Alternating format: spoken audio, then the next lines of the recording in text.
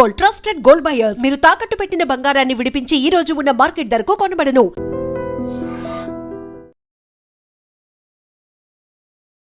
Welcome to iDream. ఈ రోజు స్టూడియోలో మనతో పాటు ఉన్నారు ప్రముఖ వాస్తు జ్యోతిష్య పండితులు, ప్రముఖ ఆధ్యాత్మికవేత్త బాలచంద్ర శర్మ గారు. మన నిత్య జీవితంలో మనకి ఎన్నో సందేహాలు వస్తూ ఉంటాయి.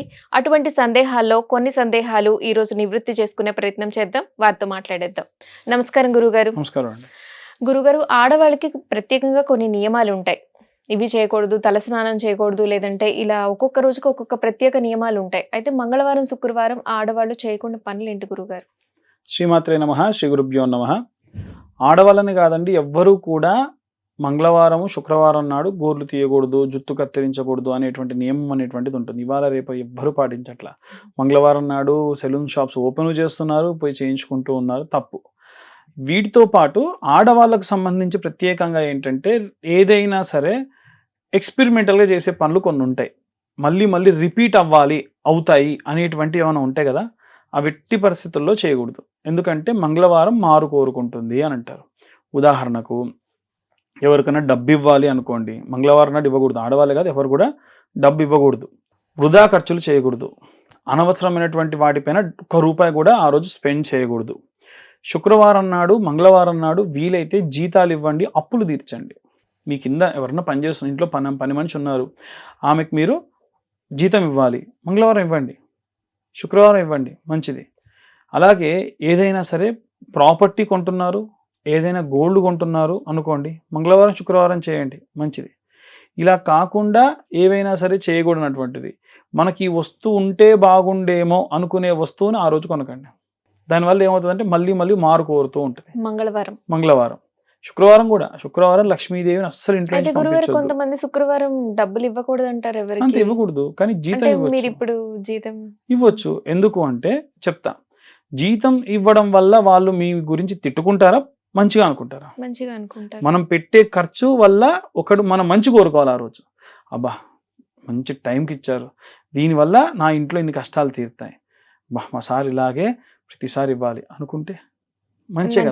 సో ఆ రోజు ఏమనుకుంటే మళ్ళీ మళ్ళీ జరుగుద్ది అన్నా కదా. సో మంగళవారం నాడు మీరు ఏదైతే అనుకుంటారో మీ కింద పనిచేసే వాళ్ళు మళ్ళీ మళ్ళీ అవుతుంది. షాప్ కి వెళ్ళి కొనుక్కోవడం అలాంటివి నిత్యావసర వస్తువులు అనుకోండి, ఇప్పుడు సపోజ్ పప్పు అయిపోయింది, ఉప్పు అయిపోయింది, కొనుక్కోకూడదు అంటే ఎలా కుదురుతుంది? అవి కావు. ఉదాహరణకు ఏదో ఓ బండి ఉంది, ఆ బండికి ఎక్స్ట్రా కొన్ని పెట్టాలి, అనవసరం, ఇప్పుడు అంత అవసరం లేదు. ఆ సైడ్ లైట్లు పెట్టాలి, సీట్లు పెట్టాలి, ఇలాంటివి ఏమైనా ఉన్నాయి. లేదు ఏవైనా సరే ఎప్పుడో ఫంక్షన్ ఉంది, దానికి జాకెట్కి ఏవో కుట్టించుకోవాలి ఉదాహరణకు అనుకుందాం, ఆ రోజు చేయకండి ఆ పని. దానివల్ల ఏమవుతుందంటే డబ్బు పోతుంది, మళ్ళీ మళ్ళీ పోతుంది. ఇంకొకటి, అప్పు తీర్చాలంటే వడ్డీలు కట్టేది ఉంటే సోమవారం నాడు రాత్రి గాజు కప్పులో ఉప్పు పెట్టేసి, ఎట్టి పరిస్థితుల్లో యూపీఐ పేమెంట్లు కాకుండా క్యాష్ రూపకంగానే వాళ్ళ చేతికి ఇవ్వాలి. మీరు మంగళవారం నాడు ఇవ్వండి, ఇచ్చే ముందు రోజు ఉప్పులో ఆ డబ్బు పెట్టి పచ్చకర్పూరం పెట్టేసి నెక్స్ట్ డే అది ఇవ్వండి. దాని వలన విశేషంగా తొందరగా గాజు కప్పులో ఉప్పు, దాంట్లో పచ్చకర్పూరం వెలిగించొద్దు, పెట్టాలంతే. దాంట్లో డబ్బులు పెట్టాలి. నెక్స్ట్ డే మార్నింగ్ ఆ డబ్బుని వాళ్ళకి ఇచ్చేయండి. దీనివల్ల కూడా తొందరగా అప్పు తీరుతుంది విశేషంగా. ఇంకా చాలా రకాలైనటువంటివి ఆ రోజున చేయకూడదు. ఆడవాళ్ళు ఇల్లు మొత్తం శుభ్రం చేయడం, దేవాలయం లోపల శుభ్రం చేయడం ఆ రోజు చేయకూడదు. ముందు రోజే చేసేసుకోండి, పండగ ఉన్నా ఇంకేదైనా ఉన్నా సరే ముందు రోజు చేసుకోండి, అంతే తప్ప ఆ రోజున మాత్రం చేయకుండా ఉండండి. అయితే గురుగారు, దేవాలయంలో విగ్రహాన్ని ఆడవాళ్ళు తాకకూడదు, స్పర్శించకూడదు అంటుంటారు, ఇది ఎంతవరకు నిజం గురుగారు? కొంతవరకు మాత్రమే నిజం, పూర్తిగా కాదు. ఎందుకు అంటే ఆంజనేయ స్వామి వారిని తీసుకుందాం ఉదాహరణకు. ఆంజనేయ స్వామి వారికి ఆయన బ్రహ్మచారి అని అంటారు కదా, అస్కలిత బ్రహ్మచారి అంటే బ్రహ్మచర్యం పాటిస్తూ గృహస్థాశ్రమంలోకి వెళ్ళాల్సి వచ్చింది. ఆయన గృహస్థాశ్రమంలోకి వెళ్ళాడని కూడా చెప్పకూడదు. కేవలం నవవ్యాకరణ పాండిత్యం అనేటువంటి ఒక పాండిత్యం ఉంది. అందుకోసం ఏం చేశారు, సూర్యుడు ఆయన యొక్క శిష్యుడు. సో ఆయన వైపు తిరిగి ఆయన అడిగారు అనమాట, నాకు నవవ్యాకరణ పాండిత్యం నేర్పించండి అంటే, నువ్వు బ్రహ్మచారి కదయ్యా, నీకెలా నేర్పిస్తారు? ఖచ్చితంగా గృహస్థాశ్రమంలో ఉన్న వాళ్ళకే నేర్పిస్తారు, నాకు సంబంధం లేదు, మీరు నాకు అన్ని విద్యలు నేర్పిస్తా అన్నారు, నేర్పించండి. అప్పుడు స్వామివారు తన యొక్క వర్చస్సుతో ఒక స్త్రీ రూపాన్ని దాల్చి ఆంజనేయ స్వామికి ఇచ్చి వివాహం చేశారు. అప్పుడు స్వామివారు ఏమన్నారంటే, మరి నేను అందరిలాగా బ్రహ్మచర్యంగా నేను పాటించేది, నా శరీరంలో సగభాగం ఇవ్వలేను, ఊర్ధ్వభాగం ఇవ్వలేను, సగభాగం ఇవ్వలేను, అందుకని నా వాలం నా తోకలో పెట్టుకుంటాను అని చెప్పి ఆంజనేయ స్వామి తోకలో సువర్చలాదేవి ఉంటుంది. అందుకనే ఆంజనేయ స్వామి విగ్రహాన్ని ఆడవాళ్ళు తాకకూడదు, ఆంజనేయ స్వామి శరీర భాగాన్ని అస్సలు ఆడవాళ్ళు తాకకూడదు, ఆంజనేయ స్వామి తోక భాగాన్ని మగవాళ్ళు తాకకూడదు. లంకకి వెళ్ళినప్పుడు ఆయన వార్నింగ్ ఇస్తాడు, దయచేసి నా తోక జోలికి మాత్రం పోవద్దు అని. పట్టుకున్న కారణం చేత లంక మొత్తాన్ని తగలబెడతాడు. అది ఆయన తగలబెట్టడు, ఆటోమేటికల్గా మంట వస్తుంది. లంకకి వెళ్ళిన తర్వాతకి వాళ్ళు వెలిగించారు అని వాళ్ళు అనుకుంటారు, వాస్తవంగా ఏంటంటే వెలుగుతుంది సువర్చలాదేవి ఉన్న కారణం చేత. అలా లంక మొత్తం తగలబెడతాడు. మనం ఇంట్లో ఉన్న పూజా మందిరంలో అయినా ఆంజనేయ స్వామిని తాకకూడదు, ఫోటోను కూడా శరీరాన్ని తాకకూడదు, తోక భాగాన్ని మాత్రం తాకొచ్చు. పెళ్లి కాని ఆడపిల్లలు ఎవరన్నా ఉంటే ఎక్స్పెషల్గా వాళ్ళు ఆంజనేయ స్వామి తోకతో ఉన్న ఫోటో తెచ్చుకొని నిత్యము కూడా చిటికెడు సింధూరం వేసి దాని మీద కొంచెం అంత సంపెంగ నూనె రాసి ఒక చుక్క పెట్టండి. ఇలా 21 రోజుల పాటు చేయాలి. 21 రోజులు కూడా ఆడవాళ్ళు మెన్సెస్ ప్రాబ్లం అడ్డు లేకుండా ఉండాలి. అలా ఉన్న రోజుల్లోనే స్టార్ట్ చేయండి. స్వామివారి ఫోటో ఫ్రేమ్ కి బొట్టు పెట్టాలి. అయితే మంగళవారం లేకుంటే శనివారం నాడు ప్రారంభించి 21 days కంటిన్యూగా సింధూరం తీసి పెట్టండి. మధ్యలో ఇన్ కేస్ కొన్నిసార్లు ఇబ్బంది అయ్యి మధ్యలో ఏదైనా ప్రాబ్లం వస్తే తర్వాత రోజు కంటిన్యూ చేయండి, పర్లేదు, అయిపోయిన తర్వాత కంటిన్యూ చేయండి. కావాలని మాత్రం నాకు చేత కావట్లేదు బద్ధకంగా ఉందని మాత్రం ఆపకండి. హనుమాన్ చాలీసా చదవండి ఆ రోజున. నమ్మి ఆయన తోకకు అలా సింధూరం పెట్టిన కారణం చేత ఉత్త సింధూరమే, సింధూరం సంపెంగ నూనె కలిపి చుక్క పెట్టాలంతే. హనుమాన్ చాలీసా చదవండి, హనుమాన్ బడబాలం స్తోత్రం ఉంటుంది, మీకు ఏది వస్తే చదవండి చాలు. విగ్రహాన్ని తాకూడదు. అలాగే నవగ్రహాల దేవాలయంలో కూడా నవగ్రహాల్లో ఏ విగ్రహాన్నైనా తాకొచ్చు, కానీ శని విగ్రహాన్ని మాత్రం ఆడవాళ్ళు తాకకూడదు. ఎందుకు అంటే శివుడి యొక్క 11 రుద్రాక్షల్లో ఒక రుద్రాక్ష శనిగా భావిస్తారు.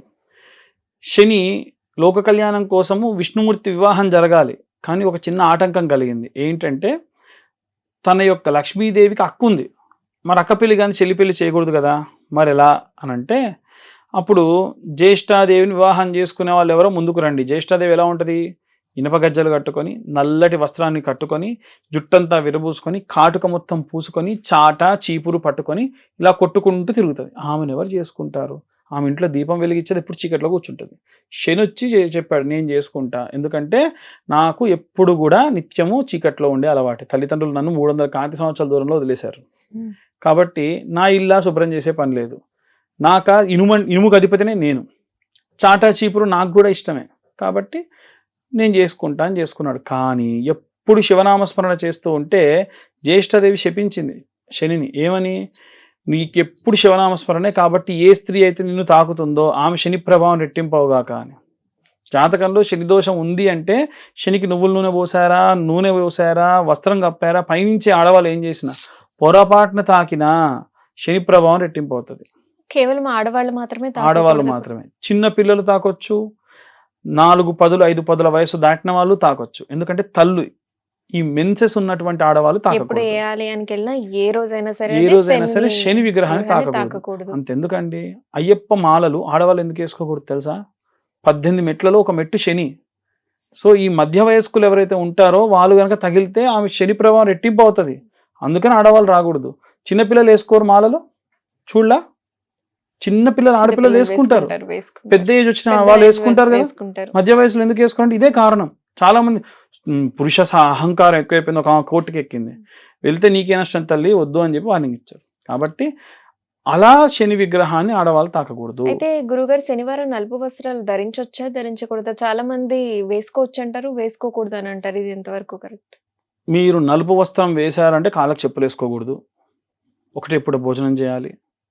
ఇన్ కేస్ ఏ రోజైనా ఎప్పుడైనా శనివారం నాడు నలుపు వస్త్రం వేసుకున్నారు అనుకోండి, ఎందుకు అంటే నలుపు వస్త్రం ఎప్పుడు వేసుకుంటారు అంటే నేను రెడీ కష్టాలు అనుభవించడానికి అని ఒక సిగ్నల్. అంతెందుకు, అన్ని క్లాత్స్ వేసుకోండి, నల్ల డ్రెస్ మాత్రం పక్కా పెట్టండి. సాయంత్రం 5:30 అయితే దోమలన్నీ వెళ్ళి దానికి అట్రాక్ట్ అవుతాయి, బాగా అబ్జర్వ్ చేయండి. సో శనివారం నాడు నల్ల వస్త్రం వేశారు అని అంటే నేను బ్రహ్మచర్యం పాటిస్తా, నేను కాళ్ళకు చెప్పులు వేసుకోను, నేను ఒకటే పూట భోజనం చేస్తా, నేను కటిక నేల మీద నిద్రిస్తా అన్న వాళ్ళు ఎవరైనా నల్ల బట్టలు పాటిస్తేనే ఆ రోజు వేసుకోండి. ఎందుకో చెప్తా రీజన్ కూడా. శని పడితే ఏం జరుగుతుందో ఇవే జరుగుతాయి. శని పడితే కాళ్ళకున్న చెప్పులు తెగుతాయి, ఎర్రటిండలో మంచి చలిలో వట్టి కాళ్ళ మీద నడవాల్సి వస్తుంది, భోజనం చేద్దామన్నా టైం దొరకదు, లేకుంటే అసలు భోజనమే దొరకదు. పడుకుందామంటే మెత్తటైన పరుపు ఉండదు, నేల మీద కూడా పడుకోవాల్సి వస్తుంది. బ్రహ్మచర్యం పాటించారు, భార్యాభర్త కలవాలనుకుంటే కూడా కలవలేరు ఆ రోజు. ఇవన్నీ కూడా శని పడితేనే జరిగాయి. అవన్నీ మీరే చేశారనుకోండి, శని పట్టడిగా.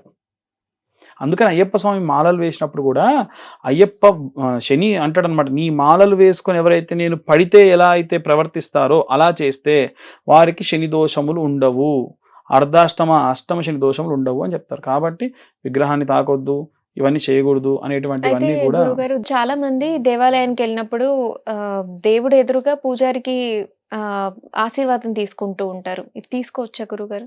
తీసుకోవచ్చు, మరీ ఎదురుగా కాకుండా. మనకు ప్రతి దేవాలయంలో కూడా ధ్వజస్తంభానికి దేవుడికి కొంచెం ఇటు కార్నర్ భాగంలో, ఇప్పుడంటే లేదు కానీ ఒకప్పుడు చెక్కేవాళ్ళు సాష్టాంగం చేయడానికి. సాష్టాంగం చేయడం వల్ల ఏమవుతుంది, కాలు పెట్టినప్పుడు ఏమవుతుంది అని అంటే ఏ దేవుడికి ఏ ప్రతిష్ఠ చేసినటువంటి దగ్గరికి కూడా ఇబ్బంది లేకుండా ఉండాలి. అక్కడ అర్చకుని పిలిచి అక్షింతలు వేయించుకోవాలి. కానీ ఇవాళ రేపటి కుదరదు, అందరు అక్కడే వేయిస్తూ ఉన్నారు, కాళ్ళకు దండం పెడుతున్నారు. ఎందుకంటే అక్కడ దేవుని భగవత్ స్వరూపానికి దగ్గరగా మనుషులు ఏమి పెద్ద ఇది కాదు, భగవంతుడే తర్వాతకి అర్చకుడు. అర్చకుడు ఏంటి, మంత్రాధీనంతు దేవతం, మంత్రం బ్రాహ్మణాధీనం, బ్రాహ్మణం మమ దేవత. మమ దేవతగా ఉన్నటువంటి ఇప్పుడు ఉత్సవ విగ్రహాలకు కొలుస్తారా, మూల విరాట్కి కొలుస్తారా అంటే మూల విరాట్కే ఎక్కువ కొలుస్తారు, ఉత్సవ విగ్రహానికి అంతగా ఉండదు. ఎప్పుడైతే భగవంతుడు లేడో ఉత్సవ విగ్రహాన్ని చాలా బాగా కొలుస్తాం. అలాగే బ్రాహ్మడికి కూడా ఆ ధ్వజస్తంభానికి దేవాలయానికి కొంచెం ఆవలికి వచ్చి అక్షింతలు ఇచ్చి చేయాలి, కానీ ప్రతి ఒక్కరికి అలా చేయలేరు. అసలు వాస్తవంగా అయితే అక్షింతలు తీసుకొని ఒక ఆయన సపరేట్ కూర్చుంటారు పక్కకు, అలా చేస్తే మంచిది. మీరు చెప్పింది 100% కరెక్ట్. ధన్యవాదాలు గురుగారు. ధన్యవాదాలు. తవ్వండి, తవ్వుతూనే శివలింగం. పరమాత్మకు జీవా సరే దాన్ని అట్లా కప్పేసేయండి, చూపించదండి. Krishna is there. మూర్తి పూజ కాదు, సాక్షాత్ బ్రజేంద్ర నందన భగవాన్ ఉన్నారు మూర్తిలో. ఏమీ ఆశించకుండా ఆరాధించే వాళ్ళు కూడా ఉన్నారా ప్రభుజీ? నిజమైన భక్తి అంటే మనకు తెలియదు కాబట్టి